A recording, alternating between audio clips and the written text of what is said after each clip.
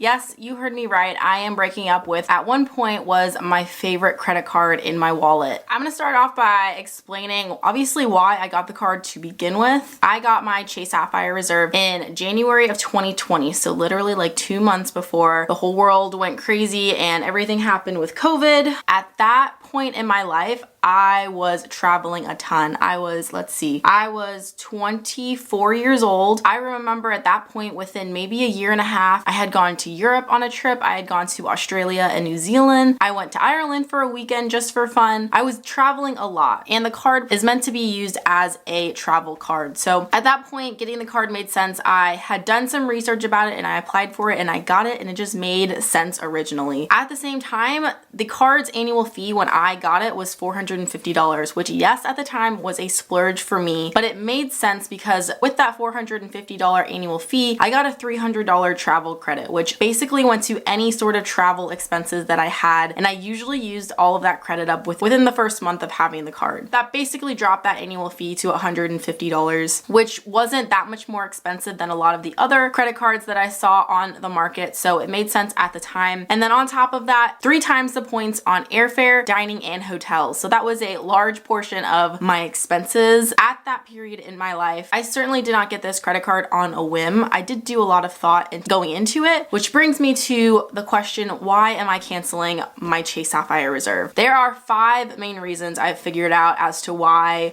this little baby is no longer going to be part of my life. So the first thing is that the annual fee went up to $550. So like I said, it was $450 when I originally got the card, and very shortly after it went up to $550. So at the beginning of me having the card, I knew all of the benefits that it came with. I knew about all the credits that it had, and I knew how I was going to use them. That's how I justified that $150. Simply put, the annual fee is just way too high for me at this point. Like, I do get that $300 credit back, like they haven't gotten rid of that, but that makes the card a $250 annual fee, and that personally for me is not worth it for all of the benefits that they do have. Like, I feel like I'm paying more for the card and then I'm getting more benefits, but they're not usually benefits that I would typically pay for on my own. The second reason why I'm canceling this card is I did not have a very good experience with customer service. And I will say that at least on the travel end, because you get more points if you are booking either hotels or airfare or anything within the Chase Ultimate Rewards platform. You get, I think, 10 times more points instead of 3 times more points if you were to book it outside of the platform. I tried to do a lot of booking within the platform. I had so many issues with customer service. There was a point where Noah and I were going to Washington State and we were going on a backpacking trip, and then the morning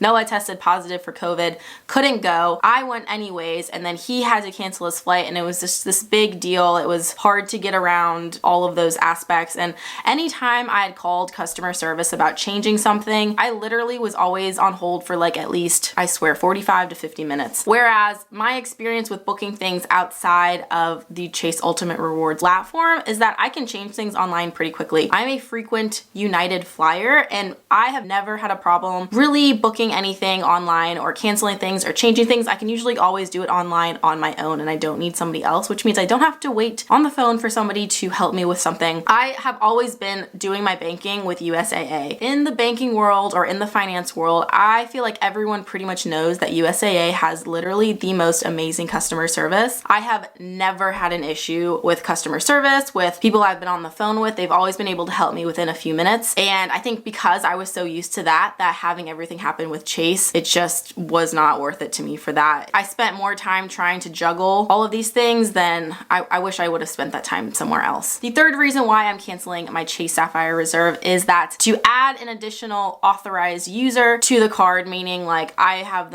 the primary card and then I have a second person have another card, it costs $75. I recently got married about 4 months ago, and at this point, I had looked into adding him as an authorized user so he would have his own card, and it was an additional $75. And I was like, I'm already paying $550 a year for this card, and you're asking me to pay an additional $75? That was just way too much for me. At that point, I had thought about downgrading the card to the CHASE Sapphire Preferred, which has an annual fee of $95, and then there's no additional fee for an authorized user. And that was a plan that I had kind of thought in my head for a while while that that's what we were going to do. Ultimately, I'll explain our plan later in the video. I just thought it was kind of ludicrous to be charging $75 for an additional user that I'm already paying so much money for. That was just purely not worth it for me. The fourth reason why I'm planning on canceling my Chase Sapphire Reserve. At this point in my life, I'm really just trying to simplify everything in my life. So like I explained before, when I was 24, when I got the card, it made a lot of sense. I was doing a lot of traveling. I was hustling and bustling everywhere. I thought about it yesterday, like how much travel I actually did. And then obviously COVID happened and that changed a lot of my travel plans. But truthfully, I think just because I'm a little bit older, I've matured a little bit and I just kind of enjoy being home and being close to home a lot more than I used to. I do travel some. All of it is really within the United States though, so I'm not really going anywhere crazy. And by making this video, I'm certainly not trying to bash the card. I'm just trying to explain how it's just not working for me anymore. I just do feel like my life is certainly quieting down and I really like that my life is quieting down a lot. I like the fact that at this point I'm choosing a lot less chaos. I'm choosing to spend my energy towards other things that mean more to me as opposed to using my energy just to keep up with a travel card and all the benefits that it comes with. I just don't think it's worth it to me, at least in this phase of my life. So the fifth reason I'm choosing to cancel my Chase Sapphire Reserve is that the benefits and perks are literally changing all of the time and I literally just cannot keep up with all of the changes that are happening with the card. Like I said, they have the $300 travel credit. That hasn't changed since I got it and I don't know, I'm pretty sure that's always been around. I use that one every year. I did use the global entry credit. I didn't use it for myself. I actually used it for Noah and you do get that, I think every 5 years you get that because the global entry or TSA pre-check expires every 10 years. So I did use that last year. It came with a DoorDash subscription, which I never use because I never order food in. I don't like to spend my money that way. They have a partnership with Lyft, which I did use a little bit before COVID happened and I really haven't been in an Uber or a Lyft since. There's the Priority Pass, which that was probably the main benefit that drew me to wanting the card that it came with on top of me getting that $300 back. I was like, that's really cool. Every year I get access to lounges for $150 a year and then I get all of these credit card points on top of it. Like that's totally worth it for me. And what I have found over these last 3 years is that one, a lot of times that the lounges that they partner with, they will close their doors to Priority Pass members. So they won't allow Priority Pass members to come in. And that was always super frustrating. Like I would make my way through the airport to try and get to the lounge and then I would find out that they weren't allowing Priority Pass members in. They were just focusing on the members of that airline, whatever membership they were a part of. That was number one. The second thing is, like I was saying, I was always moving around the airport. I never found that the lounges that Priority Pass has within their membership were close to any of the gates that I was going to. So for me, it only really made sense to go out of my way to get to the lounge if I was going to have like an extended layover. So I primarily fly United and so for the most part I rarely found lounges that were in the same terminal that I was flying out of, so it did not make sense. And on top of that, when I did get there, oftentimes they were literally so crowded, guys, so